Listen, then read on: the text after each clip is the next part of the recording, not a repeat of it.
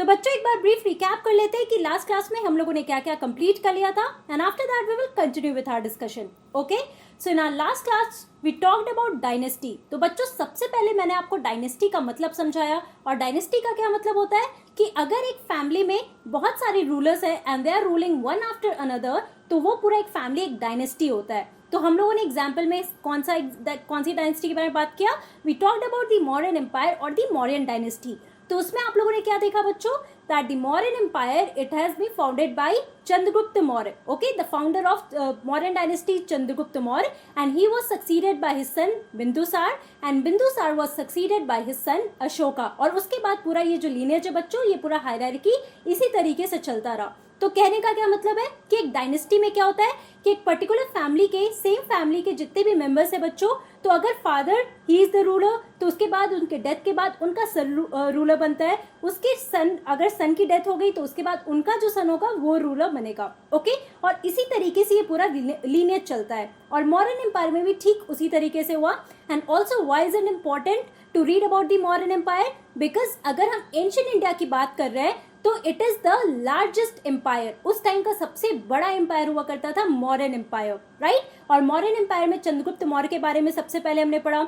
उसके बाद हमने देखा that one of the most important man related to him is Chanakya और कौटिल्य, जो उनको बहुत सारे वाइज डिसीजंस देते थे in terms of ruling the state और कौन कौन से डिसीजंस लेना है। उसके बाद उन्होंने इसमें भी हेल्प किया था कि किस तरीके से नंदा डायनेस्टी को उन्होंने ओवरथ्रो किया था, और फाइनली मौर्यन डायनेस्टी उन्होंने स्टैब्लिश किया था पूरे रीजन पे। ओके, और मैंने आपको मैप के थ्रू भी दिखाया था कि कौन कौन से रीजन में आप देखोगे तो साउथ का एक बस छोटा सा रीजन है बच्चों। उसके अलावा आपने देखा कि पूरा एरिया जो था बच्चों मौर्यन डायनेस्टी या मौर्यन एम्पायर के अंदर था, है ना। उसके बाद हम लोगों ने पढ़ा कि कौन कौन से लोग रहते थे। सबसे इंपॉर्टेंट पॉइंट था that the capital city of Mauryan empire was Pataliputra, that is present day Patna, located in Bihar. उसके अलावा और कौन कौन से इंपॉर्टेंट सिटीज थे? तो उज्जैन एंड तक्षशिला, जहाँ पे बहुत सारे मर्चेंट्स, ट्रेडर्स या ऑफिशियल्स जो मौर्यन एम्पायर के अंडर काम किया करते थे, वो लोग उन सारे इंपॉर्टेंट सिटीज में रहा करते थे, राइट। और वहां पे जो लोग रहते थे बच्चों, उनका क्या ऑक्यूपेशन हुआ करता था?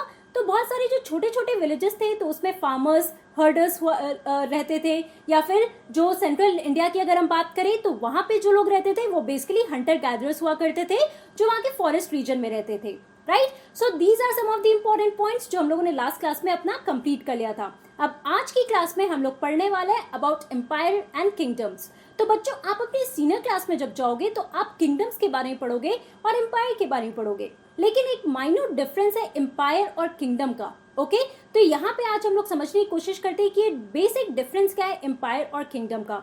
Okay, so empires are larger than kingdoms. तो अगर आप एम्पायर या किंगडम कभी भी देखोगे तो आप देखना कि एम्पायर जो है बच्चों वो बहुत ही बड़ा होता है। ओके, बहुत छोटे छोटे जो किंगडम्स है वो सारे एक एम्पायर के अंडर आते हैं, और एक किंगडम जो होता है वो छोटा एरिया होता है, राइट। एक छोटा एरिया जिसके अंदर एक रूलर है, तो वो आपका एक किंगडम होता है। यहाँ पे मैं आपको मैप में दिखाऊंगी।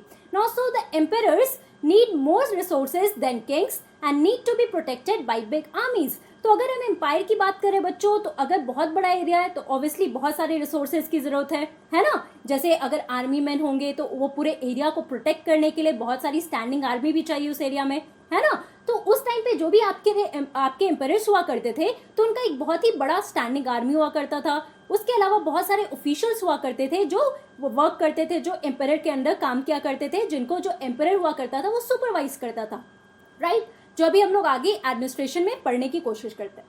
Now so they also needed a large number of officials who collect taxes. तो उस टाइम पे मान लो अगर एडमिनिस्ट्रेशन में, अगर पूरे एडमिनिस्ट्रेशन या पूरे एरिया को उनको चलाना है तो ऑब्वियसली उसके लिए बहुत सारे पैसों की भी जरूरत होगी।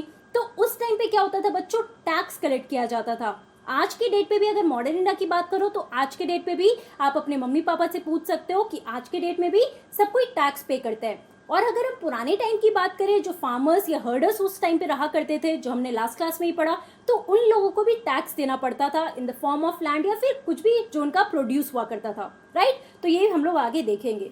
तो यहाँ पे आप देख सकते हो कि एम्पायर में बहुत सारे रिसोर्सेज की जरूरत है और बहुत ही बड़ा आर्मी हुआ करता है, that is protecting the whole area. अब यहाँ पे हम लोग मैप में देखते हैं तो ये देखो बच्चों, ये आपका थोड़ा इंडो सिंधियन किंगडम है, ये एक किंगडम हो गया, राइट। अगर हम मौर्यन एम्पायर की बात करें तो अगर मौर्यन एम्पायर को देखो तो ये पूरा एरिया जो है ये आपका मौर्यन एम्पायर है ना। उसके अलावा आप देख सकते हो बहुत सारे और एम्पायर्स हैं, that is the Satavahana empires western India में। उसके अलावा आप देखोगे तो कन्वाज एम्पायर हुआ करते हैं।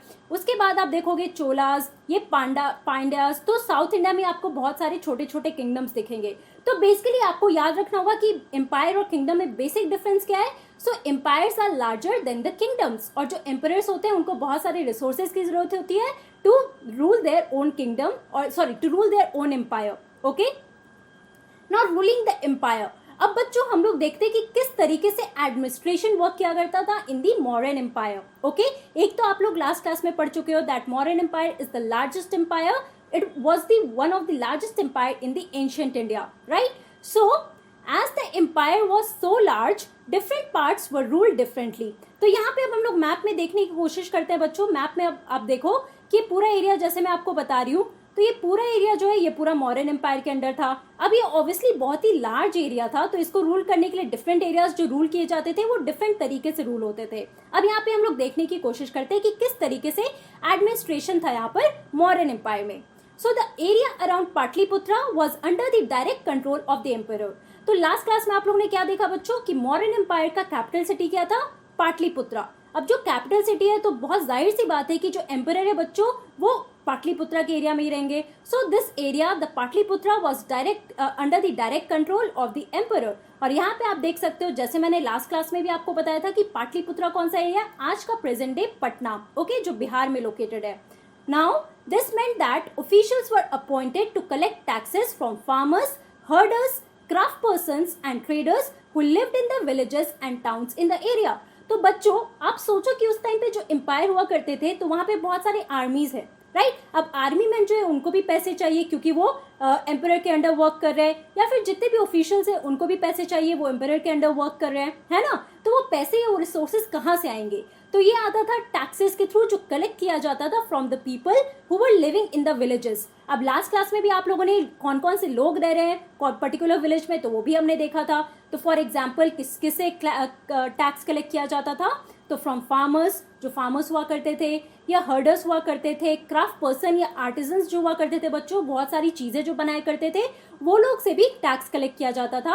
अपार्ट फ्रॉम दैट ट्रेडर्स या मर्चेंट्स जो हुआ करते थे बच्चों, उनसे भी टैक्स कलेक्ट किया जाता था, और वो लोग उस टाइम पे वहां पे विलेजेस या टाउन्स में रहा करते थे। ओके, अब यहाँ पे आप इस मैप में देख सकते हो these are some of the important areas जहाँ पे सारे लोग रहा करते थे। Okay, Also, officials punished those who disobeyed the ruler's orders। और बहुत सारे officials हुआ करते थे बच्चों उस एडमिनिस्ट्रेशन में जिनको क्या काम मिला था, to punish the people who were disobeying the ruler's orders। मतलब अगर किसी ने एम्परर की बात को नहीं माना है तो ऑब्वियसली उनको पनिशमेंट भी मिला करता था।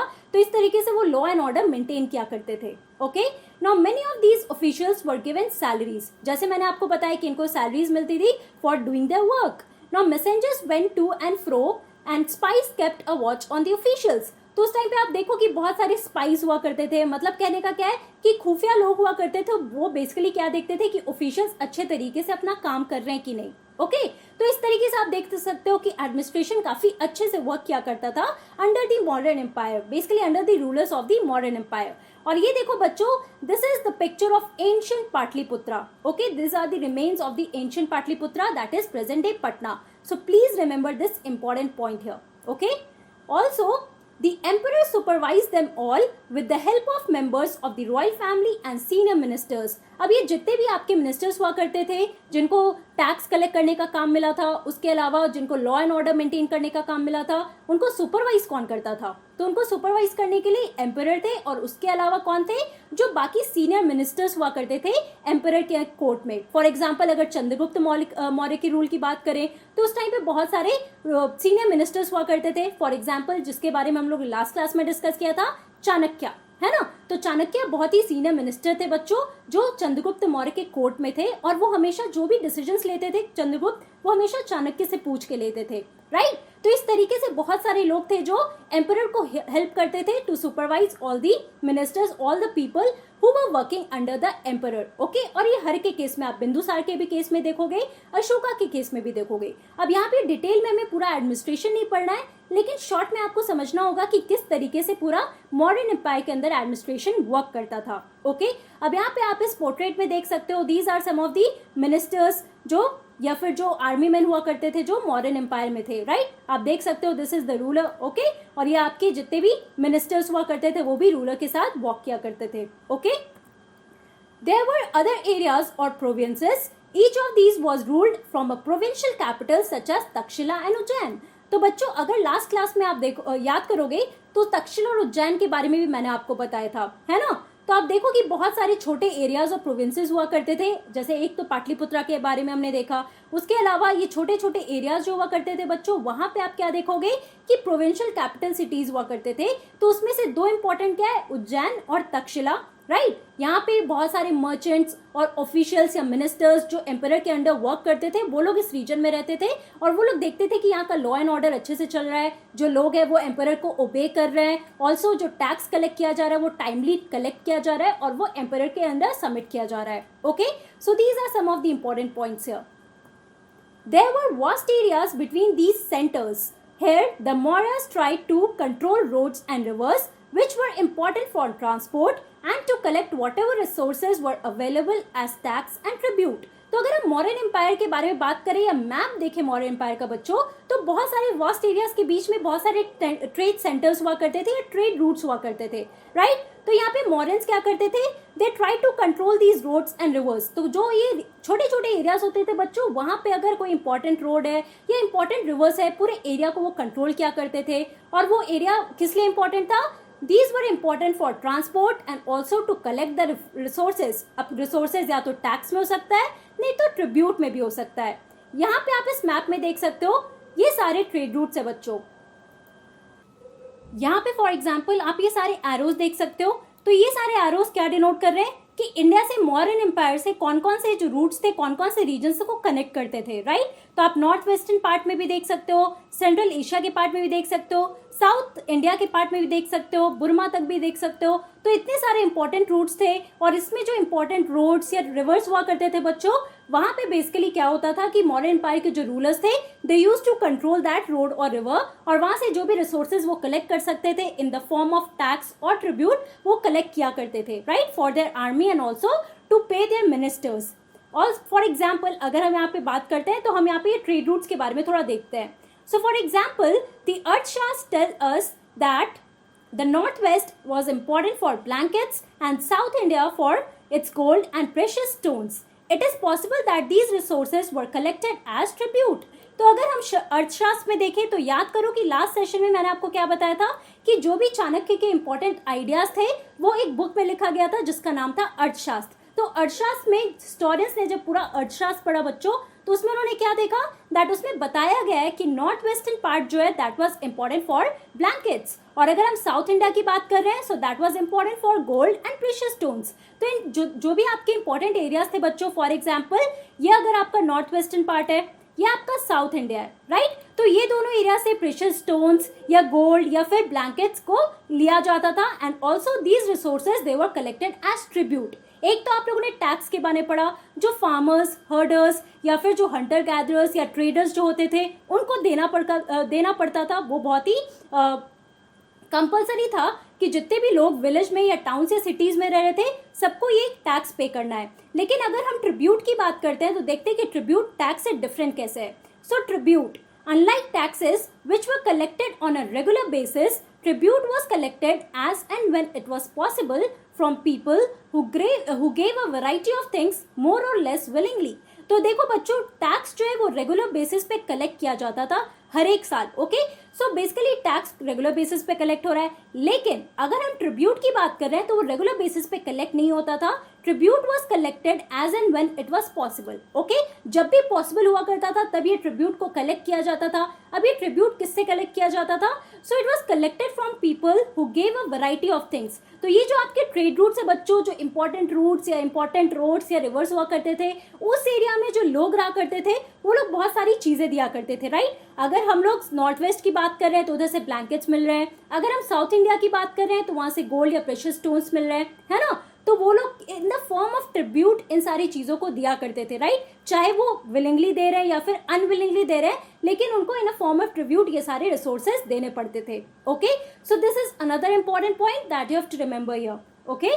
तो बच्चों आज की क्लास में हम लोगों ने क्या पढ़ा in today's class we discussed about empires and kingdoms और हमने देखा कि किस तरीके से एम्पायर किंगडम से डिफरेंट है। तो बेसिक डिफरेंस क्या है बच्चों? That empires are larger than the kingdoms, okay.